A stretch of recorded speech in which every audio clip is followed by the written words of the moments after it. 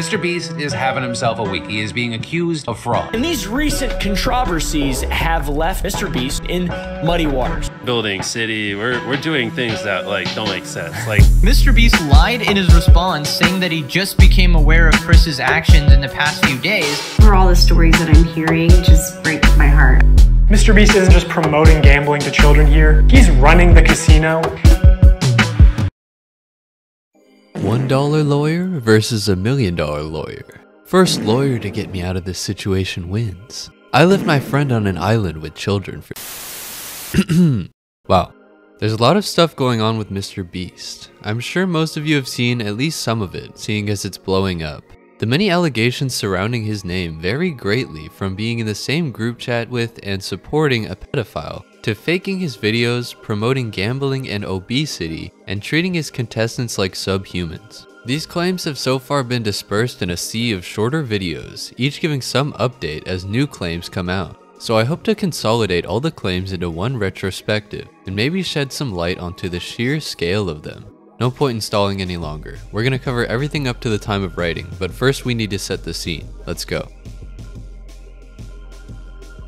While not all of the attention on MrBeast originates from the claims against Ava Kris Tyson, a good amount of it does, and I'm inclined to believe that the claims that don't involve her are still receiving greatly enhanced traction because of them. As I covered in my last video, the perceived misconduct started in 2017, 2018, and 2019, in which Tyson exchanged several tweets with the disgraced artist Shadman, who has been widely controversial for several years due to his drawings of underage fictional characters and even real-world figures. Tyson also made remarks about inappropriate material involving minors. MrBeast's friend 7 years ago had some inappropriate tweets that were a really bad look. Thanks for the recap, Ethan. This also led to increased scrutiny towards many other creators who publicly defended and interacted with Shadman at the time. The most notable probably being Elvis the Alien, who would eventually delete his entire Twitter. The Kris Tyson allegations have started a whole new wave of criticism towards every creator on the platform. Following these claims, however, accusations involving an at the time 14-year-old known as Lava surfaced,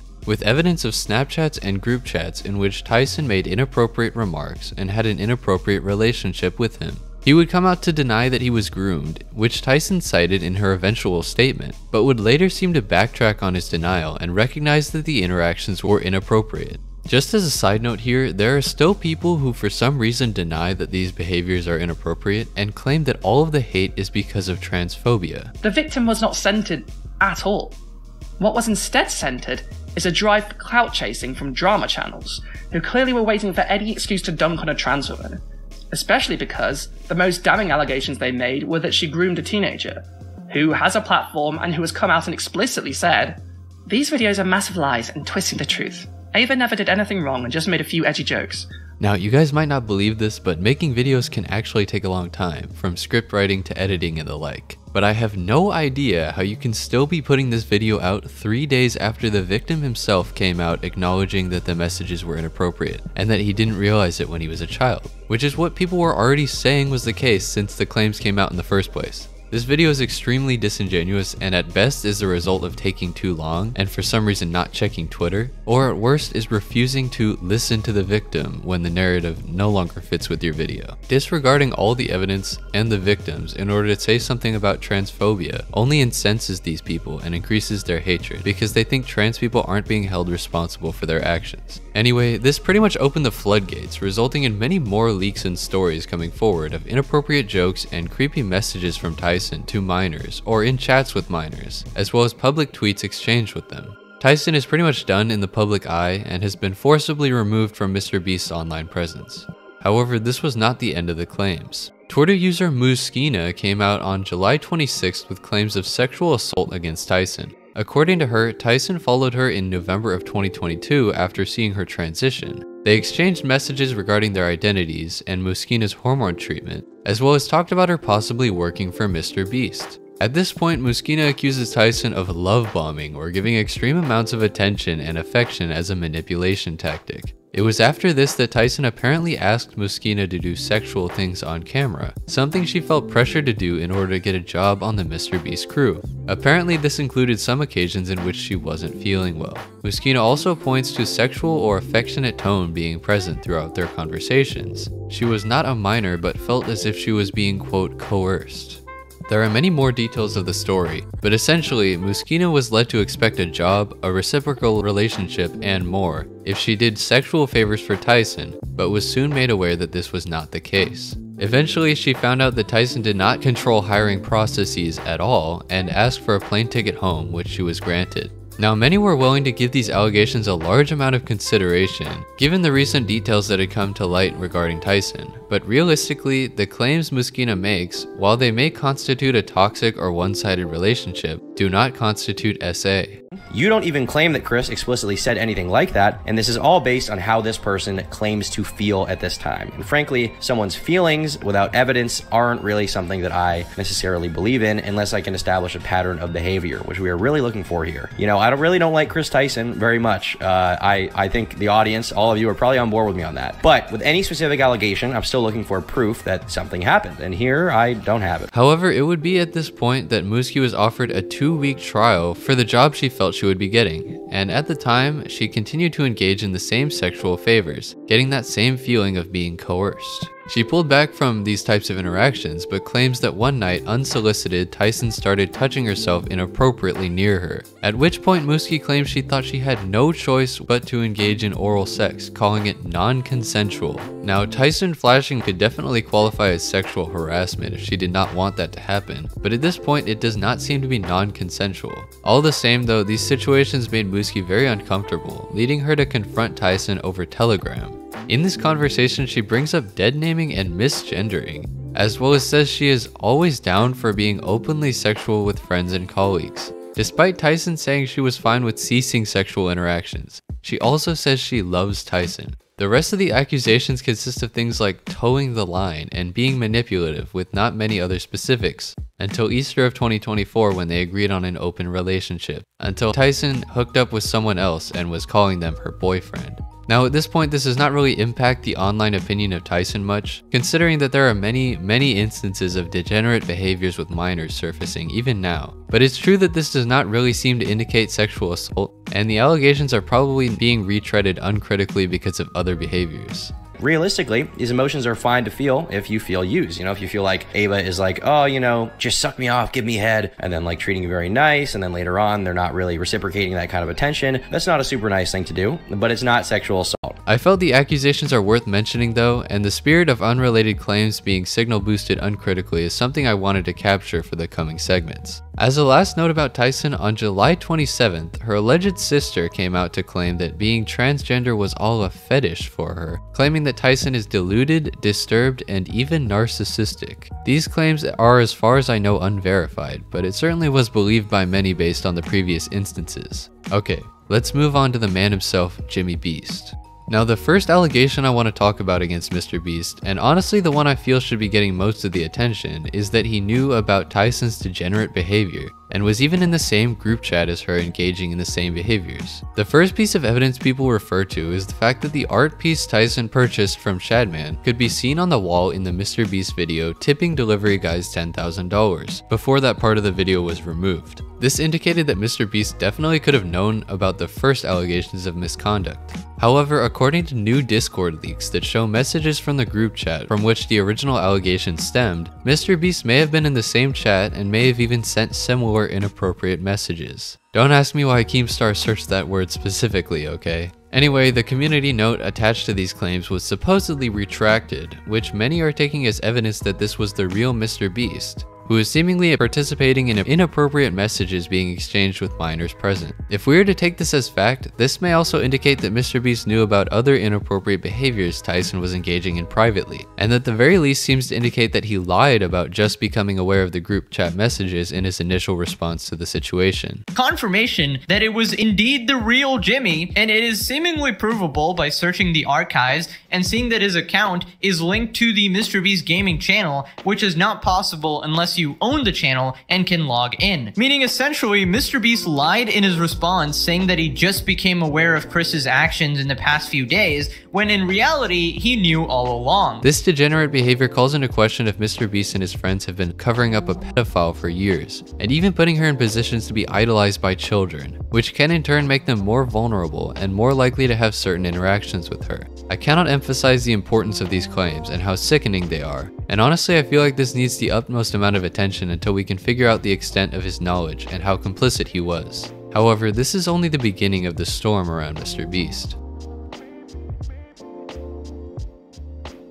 MrBeast just destroyed his career. Given the context I just gave, the popularity of the video, and the title and thumbnail, what do you think this video is about? If you answered the pedophile allegations, you would be wrong. Pegasus mentions the Discord leaks for around 10 seconds at the end of the video. By the way guys, there's actually some leaks where allegedly MrBeast was part of the Discord where Kris Tyson was sharing his prawn with minors, alright? So yeah, that's very interesting, Jimmy, so we'll be discussing that next video. In that next video, he spends about a minute reading the messages I just showed, before covering a bunch of tweets and transitioning to 15 minutes about Beast games, which we'll cover later. If she's 14, I'm 14. Kris allegedly sharing links to the famed lollipop artist Shadman, and Kris has linked the website. Kris the meme god, also referred to as Lollipop God, is back.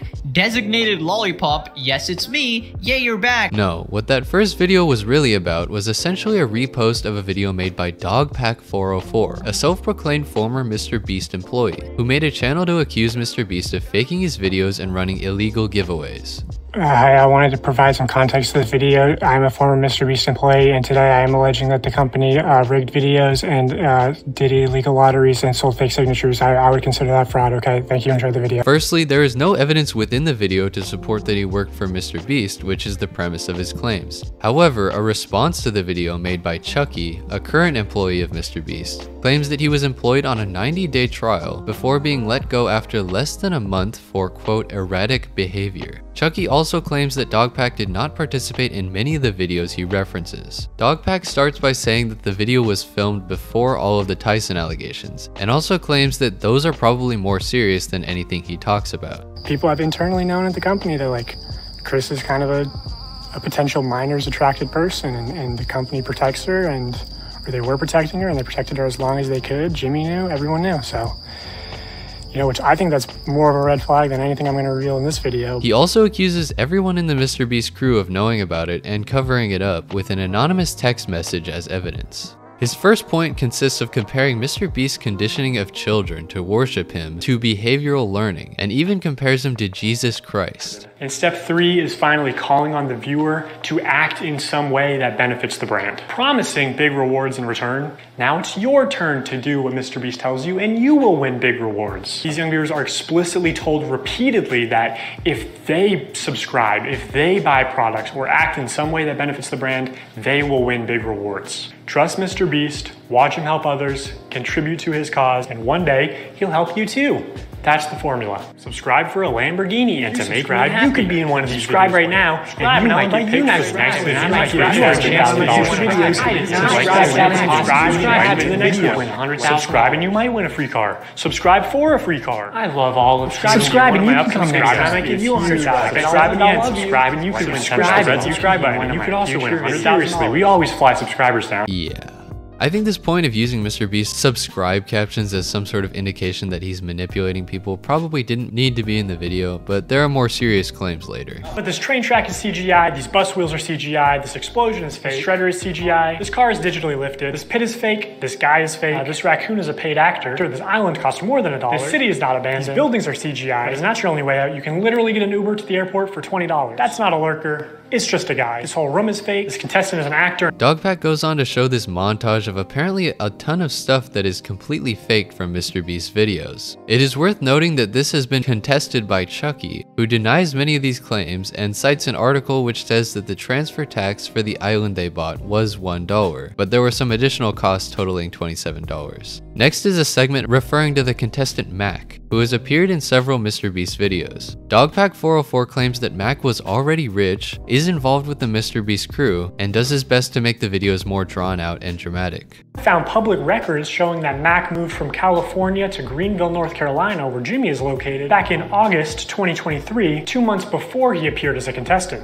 According to a former MrBeast employee, this is around the time when Mac started working full-time on the editing team at MrBeast. Also, he didn't just move into any old house, he moved into $1 million mansion. Now, I'm not gonna dox him, only some asshole would do something like that, but I did find pictures of this mansion online, so I fed them into ChatGPT and asked it to create similar images. And this is what it came up with. And it's honestly not that far off. His 6,000 square foot $1 million mansion comes with a movie theater and 7 bathrooms. Notably in this segment, Dogpack shows his audience what Mac's house looks like, gives the specs of the house, says what town he lives in, and calls him an asshole. Essentially though, he claims that MrBeast lied about Mac being a random contestant, and that he actually works for MrBeast. He goes on to claim that the 7 days stranded at sea video was fake. And after standing the whole night completely soaked— You didn't spend the night soaked, Jimmy. You slept on the production yacht. Before moving on to the ages video, saying that there were many details added in post, as well as claiming that a myriad of other things were added in post in other videos. In general, if anything happens last second, it's fake, or if you can hear someone's voice but can't see their mouth, the audio could easily be added in post. I literally think I'm gonna kill you. And yes, this lie detector video was also fake. He also goes on to point out several people who seem to work for MrBeast as contestants in certain videos, which does seem to line up with their LinkedIn photos. Or just the employees themselves. And when they do pull someone from outside of North Carolina, it's usually somebody who's in the industry, who's camera trained, who has built a following. It is also worth noting that in Chucky's statement, he details that they were featured to make up for contestants who dropped out due to having the funky virus. Dogpack's evidence supporting that this video was rigged is also an anonymous text message from someone who he claims to be a former employee. He also claims there is public evidence that the boys versus girls video was rigged, saying that it lends credibility to the claims that they made more efforts to rig it privately. Some of this happened on camera, like when Jimmy pays one of the boys $10,000 to leave, which is twice as much as the actual prize money, but doesn't make the same offer to the girls. And for the last alleged fake video, Dogpack claims MrBeast employees controlled when the water would exit the room instead of making real functional valves, which could indicate deceptive behavior. So you could assume that producers might be off camera with remote switches to trigger the flow of water, and assuming they've tested this, the producers might know how long it takes for the water to clear out of the room, so they can sort of decide on the fly how many turns of the valve it takes. He then shows an interview of Rosanna Pansino, who accused MrBeast of rigging his hide-and-seek video, before showing this message for around 1 second, alleging that the videos have nothing to do with fairness or charity. If I climbed in the ceiling, MrBeast would eliminate me. He was in the ceiling!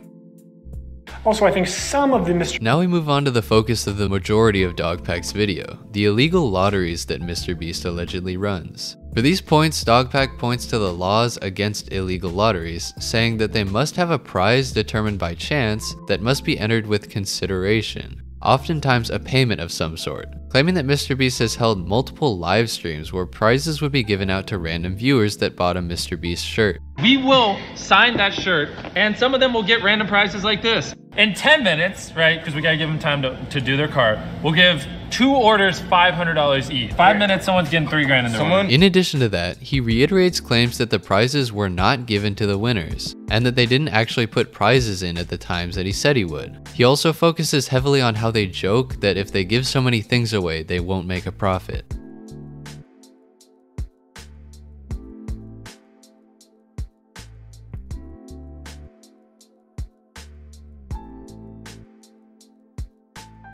He claims that this is a shady business tactic, and that claiming he won't profit is manipulating his young audience. He also makes an implication that the giveaway is not random, and that they may even be less likely to give things to minorities or people with uncommon names. Also, they just don't show how winners are picked, so it's probably not actually random. You know, humans have biases. Imagine Jimmy tells the guy off camera, hey, pick a name right now, and he sees 2 names, one is easy to pronounce, one is not. This is why lotteries are heavily regulated. He also makes this very dramatic comparison. It's gambling. MrBeast isn't just promoting gambling to children here, he's running the casino. Dogpack references a different live stream in which no purchase was necessary for some prizes, but not all, and implies that MrBeast is being ignorant of the law and conducting illegal giveaways, which calls into question why he hasn't been arrested. And you can't give one prize to someone who buys something and a different prize to someone in chat. The prize where you have to buy something is still an illegal lottery, which obviously MrBeast knows this, but he's a poker player. He likes a little bluffery, a little plausible deniability, pretending to be ignorant of the law. He also compares MrBeast claiming his giveaways are generous to a casino owner saying the same thing after someone loses their life savings. And I just like giving away stuff. It's kind of fun to me. Imagine you just lost a bunch of money at the casino and the owner comes out and he says, guys, the reason I do all this, I just love giving away money. A little overdramatic, I gotta say. Dogpack asks MrBeast to publish the live stream to prove his innocence, seemingly contradicting his claims that everything he's already shown is illegal. But it will be interesting to see if MrBeast responds or if legal action is taken. He then shows Tyler, a MrBeast employee, signing a shirt with MrBeast's signature, which is definitely what happened there. He accuses them of committing fraud based on the signatures increasing the value of the shirts. He then talks about a video titled "I'll put whatever you want on the moon for $10, following which the rocket MrBeast purchased storage space on blew up. He does not blame MrBeast for this, but also implies that he shouldn't have guaranteed it. Is it MrBeast's fault that the rocket exploded? No.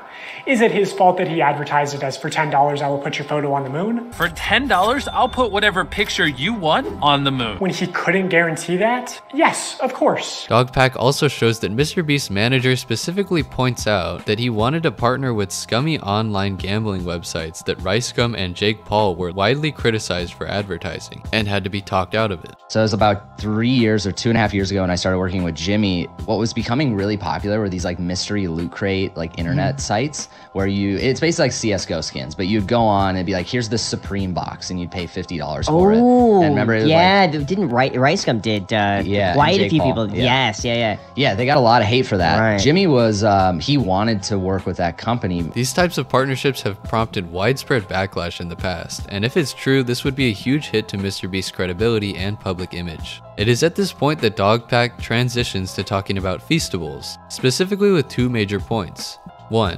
MrBeast initially claimed Beast Bars were healthy, then changed the formula so they weren't. And 2. Giveaways involving the Beast Bars are also illegal lotteries.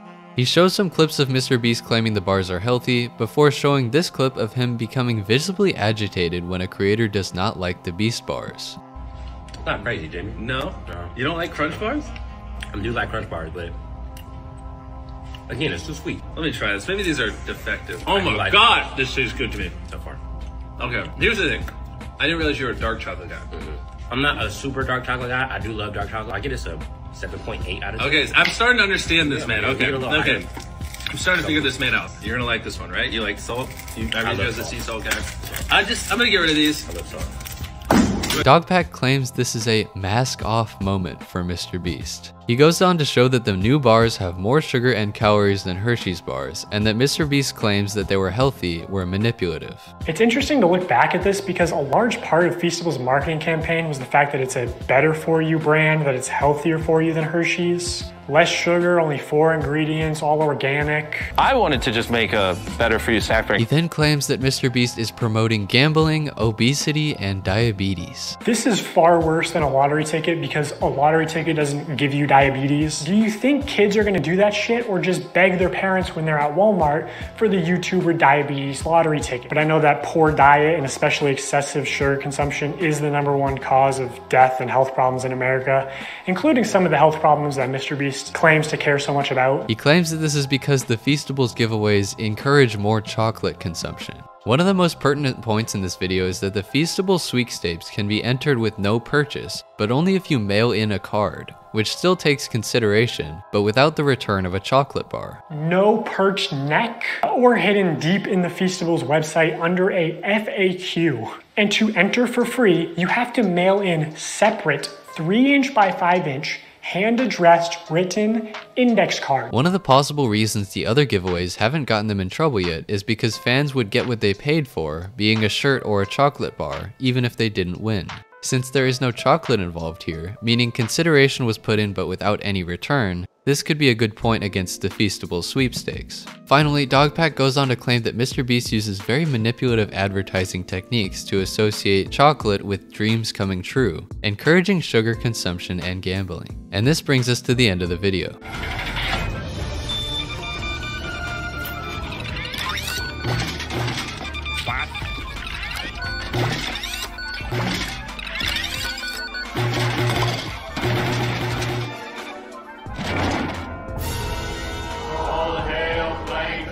Before going through a recap of the responses, I'd like to share some of my thoughts on these allegations. There were a couple less important points, like criticizing the Beast bars being advertised as the best chocolate in the world, some prizes of giveaways being more MrBeast coupons, claiming that subscribe for a cookie is manipulative, and more. He also at one point ridicules MrBeast for the controversy surrounding Beast burgers being poor quality, something that he sued the ghost kitchen company he was working with for, and says that his logo looks bad.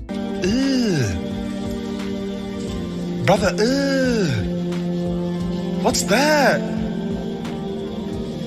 What's that, brother? Also, be for real, dude.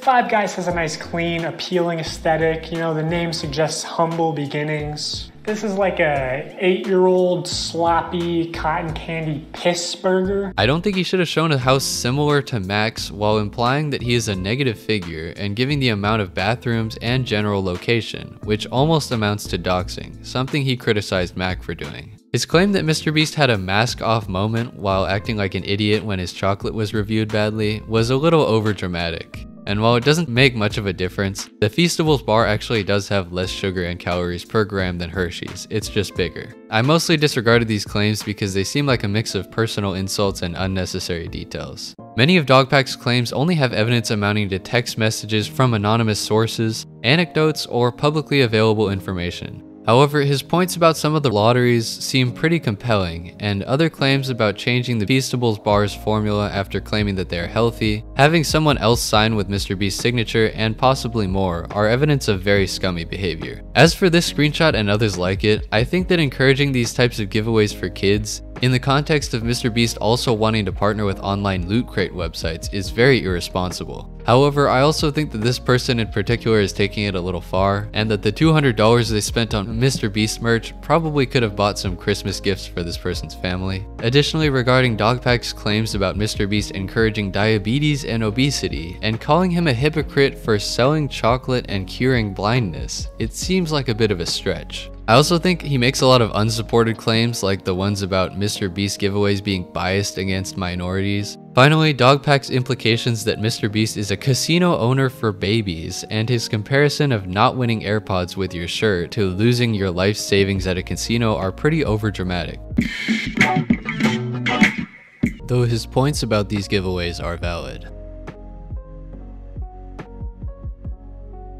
Firstly, this video was extremely well received and went viral, amassing what is now up to 4 million views in a few days. This is despite many believing it was shadow banned by YouTube because it did not show up on the search tab, which also confirms its validity to some viewers. It is also worth noting that some others reported being recommended the video though. Many people seem to believe the claims that Dogpack was making immediately, and have either claimed that they knew it all along or lamented at how many YouTubers were being exposed in 2024. The claims that Chucky has made to dispute Dogpack's video have been widely disregarded, but it is worth noting that Dogpack was terminated very quickly for erratic behavior. Chucky also states that Dogpack claims to have been high while making the video, denies that contestants are all related to MrBeast employees, and claims that Dogpack had a very limited scope of their operations. It is also worth noting that many of the screenshots of evidence provided by Dogpack fail to confirm the identity of their source, but this isn't even all. There are more allegations against MrBeast, this time surrounding the Beast Games, a game show on a much larger scale than other MrBeast videos. Many allegations have come out as of late surrounding the Beast Games show, including that contestants were starved, refused medication, beaten, and made depressed. The TikTok user Jenna743 claims that people were physically forced to be on a certain team, refused epilepsy medication, and made to be depressed, so much so that she was going to commit suicide. We eliminated 400 people the first day. Those 400 people, the majority of them were forced by the other team members to be be on the specific team they were. Some were just about like physically like assaulted to be put onto one team, which ended up making it like the weakest team, since it was a lot of like elderly people, petite women, and people that just, I mean, they weren't willing to take on 6 guys that were surrounding them trying to take their vest so that they can actually be on that. Of the 400 people that left, the majority of them, I'd say at least half, are all extremely depressed. Like, MrBeast is a monster, and the games that he does are really cruel and sick. I mean, there are a lot of updates that I'm gonna give. I made a video last night when I was prepared and planning on last night. It was supposed to be $1,000. That's like nothing.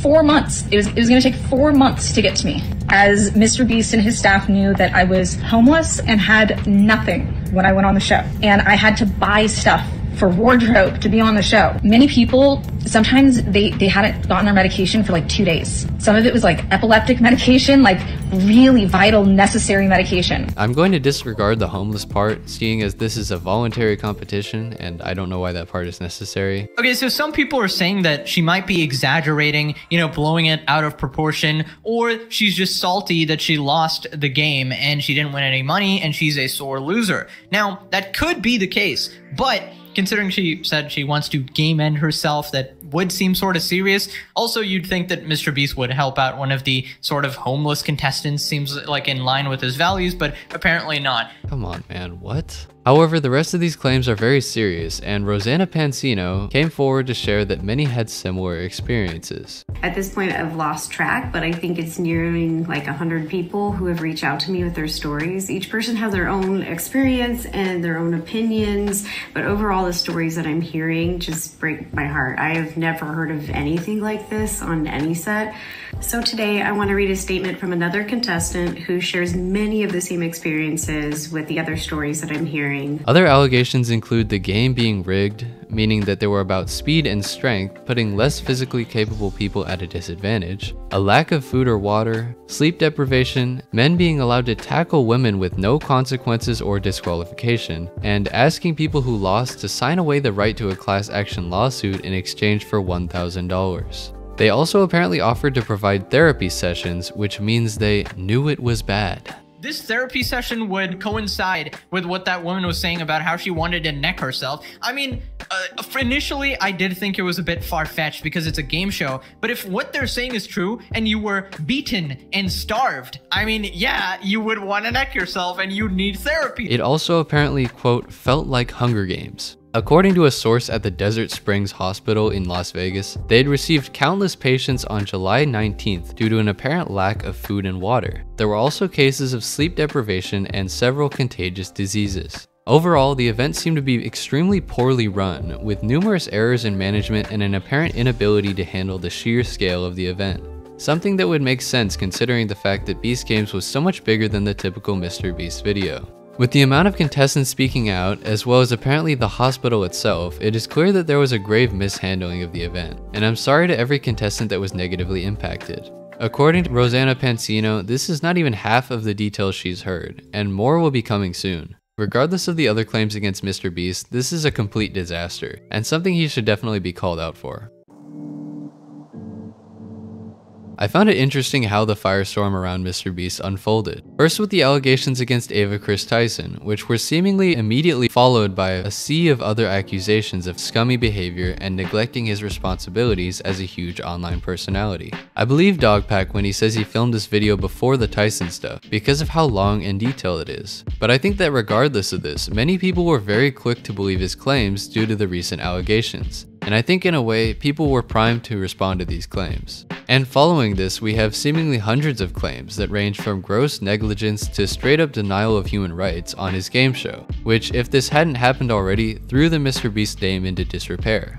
I'm very interested to see what will happen in the immediate future, and if MrBeast will retaliate legally, or if the many who claim they had their rights violated will come and try to receive compensation. I do think that regardless of these things though, the MrBeast brand will take a huge hit, and a lot of people who would defend him zealously before won't exactly be jumping at the opportunity to do it again. F you, Jimmy. I'm done defending this guy, all right? I'm actually mad. I've made like 50 videos defending this guy. All right, next time you get called out for your shit, you're on your own, all right? In fact, I'm gonna be calling you out. But speaking of people who used to defend MrBeast zealously, that draws my attention to the fact that people have been trying to cancel him constantly throughout his meteoric rise. And even now, there is an obscene amount of people saying they knew it all along, or that this is nothing new.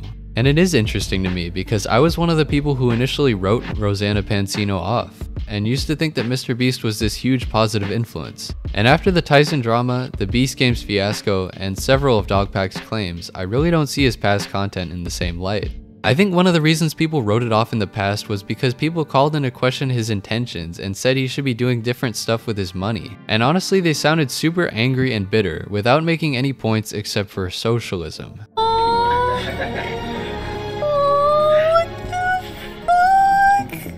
You watch the video, you go, oh, how cute and how nice. I watched the video and I'm filled with rage.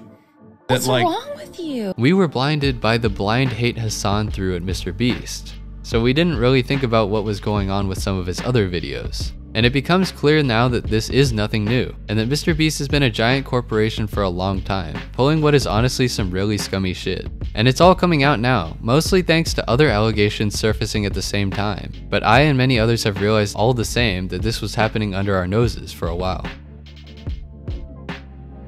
Before the end of my video, I want to speak briefly on my thoughts regarding some of these allegations and accusations. Firstly, it is virtually undisputed that Ava Kris Tyson is a degenerate, despite those few trying to bring attention away from the issue. It is also very likely that MrBeast knew about this and even engaged with it at certain times, which is extremely gross and was a catalyst for further allegations. Next, while Dogpack 404's video was extremely dramatized and made what I feel to be a couple irrelevant points, it does reveal to many that deceptive or scummy behavior, namely manipulating videos and holding questionable giveaways, has been present in the MrBeast channel for a long time. Finally, the multitude of victims coming out to give their stories about Beast Games indicate MrBeast biting off more than he could chew and his contestants paying dearly for it. I want to say that while I do note when something is over-dramatized or irrelevant, I am not discrediting every point Dogpack makes. And while Chucky's statement does call into question the context of his employment, I do believe that many of his points are things MrBeast should definitely be criticized for.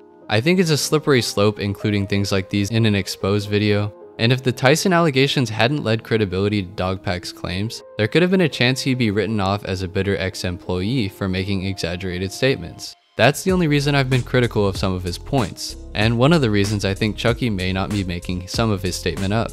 In the eyes of the public, MrBeast is definitely guilty, and while the situation has yet to completely unfold, I have changed my view of him as well.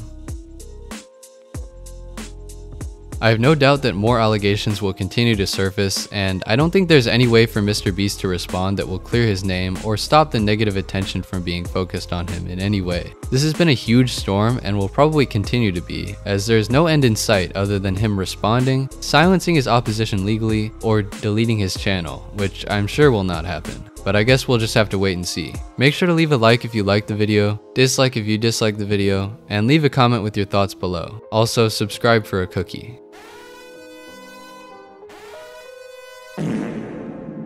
Alright, see ya.